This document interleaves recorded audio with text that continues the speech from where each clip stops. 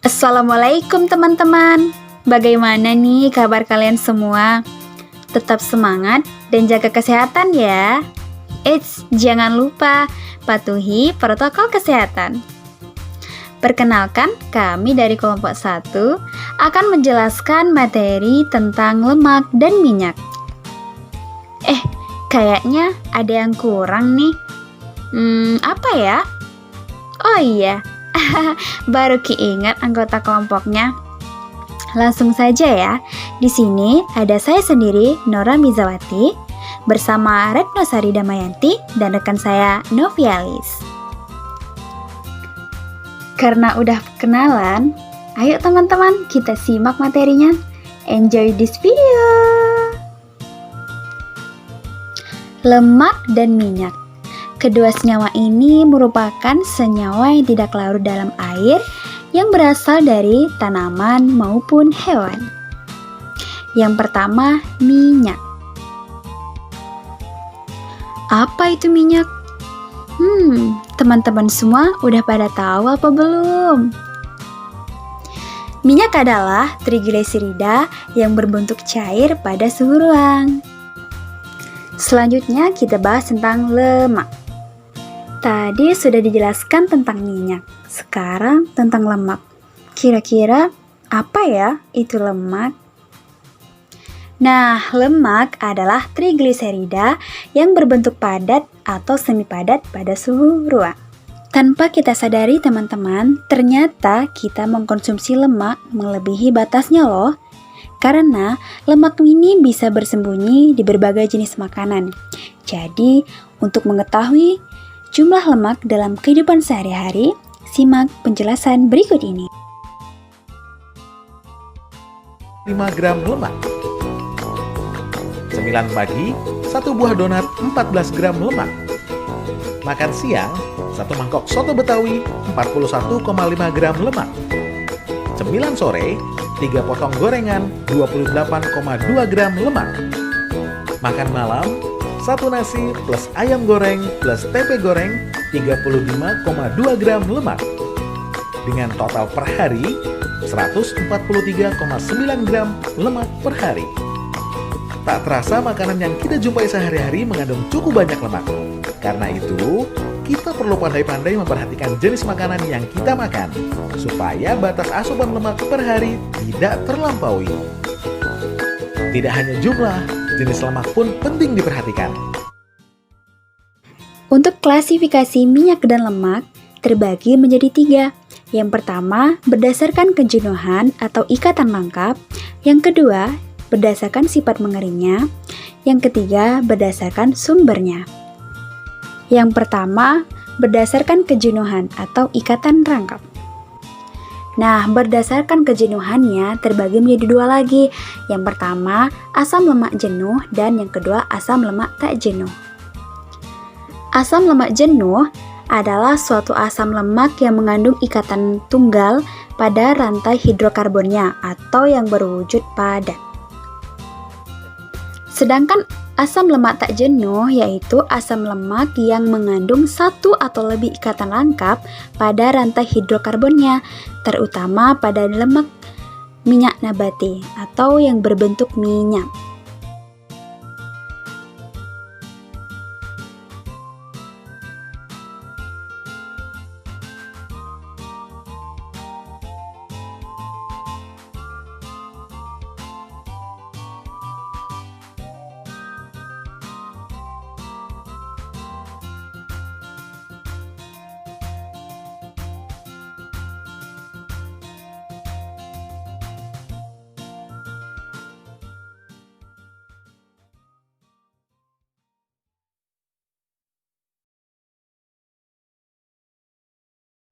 Minyak biji rape maupun minyak sapi.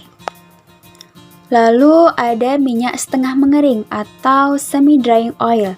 Contohnya seperti minyak biji kapas dan juga minyak biji bunga matahari. Lalu ada juga sifatnya minyak nabati mengering atau drying oil. Contohnya seperti minyak kacang kedelai maupun minyak biji karet. Lalu kita masuk yang ketiga, yaitu berdasarkan sumber minyak dan lemak tersebut. Berdasarkan sumbernya, lemak dan minyak ini terbagi menjadi beberapa lagi. Yang pertama itu minyak dan lemak hewan. Contohnya seperti lemak susu, lemak sapi, dan lemak ikan. Lalu yang kedua, minyak dan lemak nabati. Contohnya seperti minyak kelapa, minyak sawit, minyak jarak, minyak jagung, minyak kedelai, maupun minyak karet. Untuk sumber lainnya ada yang berasal dari ragi, bakteri, maupun alga. Selanjutnya kita masuk ke dalam materi komponen lipid.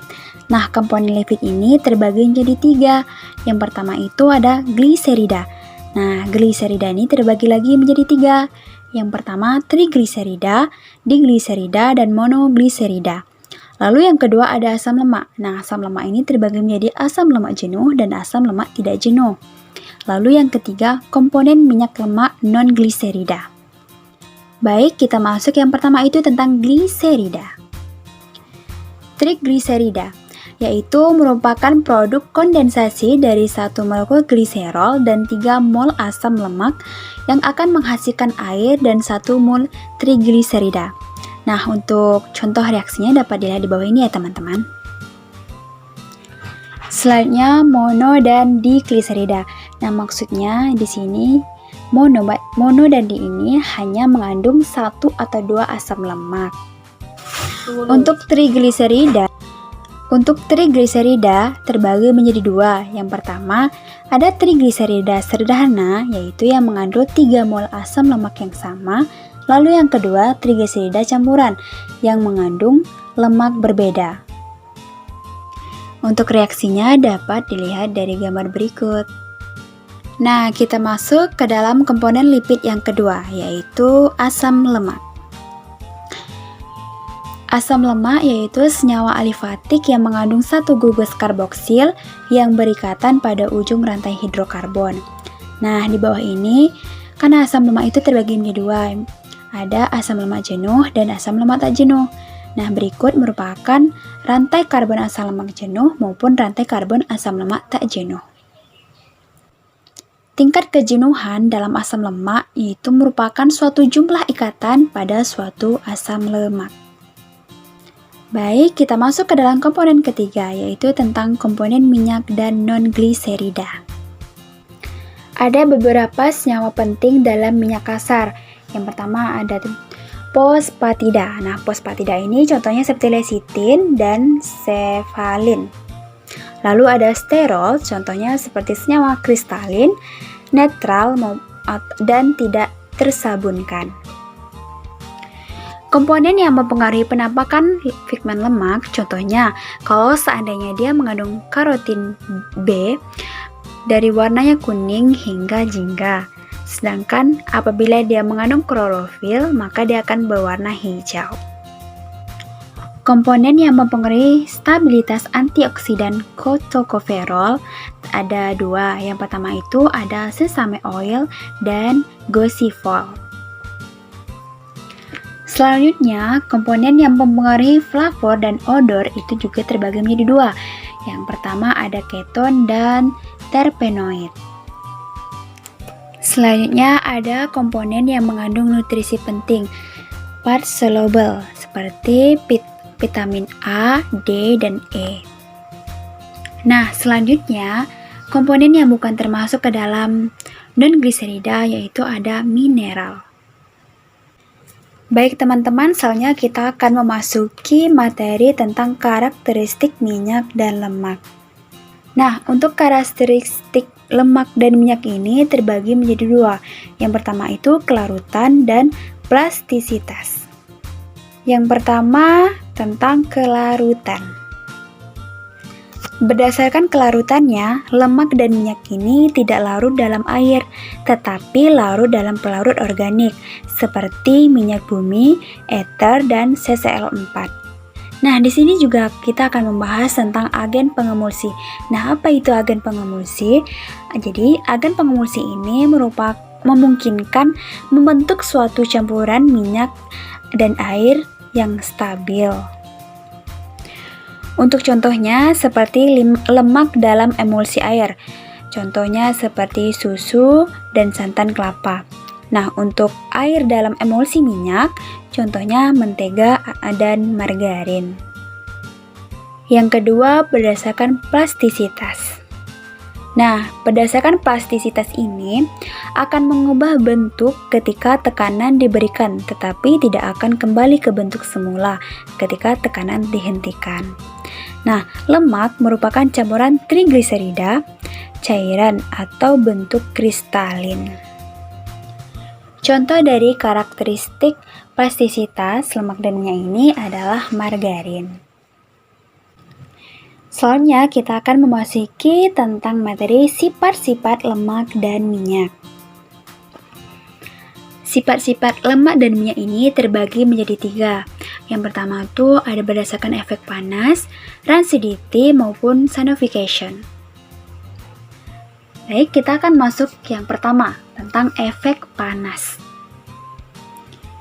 Untuk efek panas terbagi menjadi 3. Yang pertama itu titik leleh, smoke point maupun blast point. Nah, titik leleh,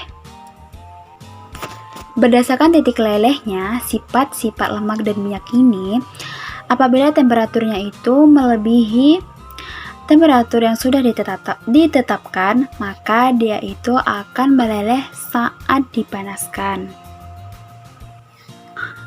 Di sini juga akan ada pengertian dari sleep point. Nah, sleep point ini merupakan temperatur pada saat lemak mulai meleleh.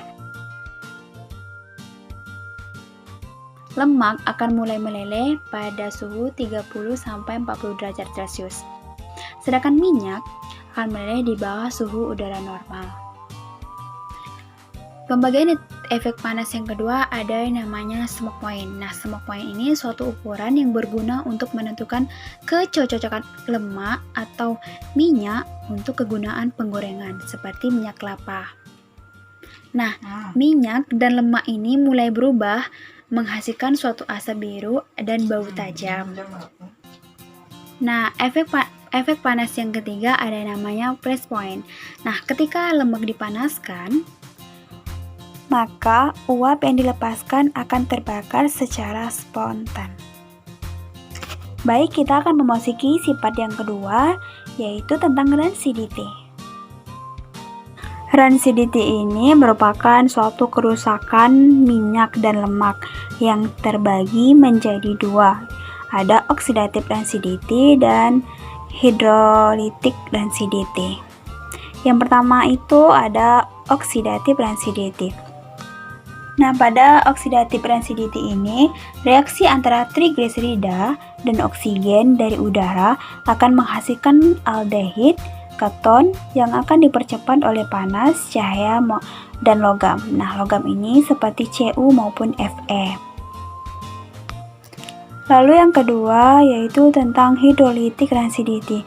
Nah, katalisis oleh livase secara alami terjadi dalam lemak dapat terjadi dalam lemak dan minyak yang mana dapat dinonaktifkan oleh perlakuan panas.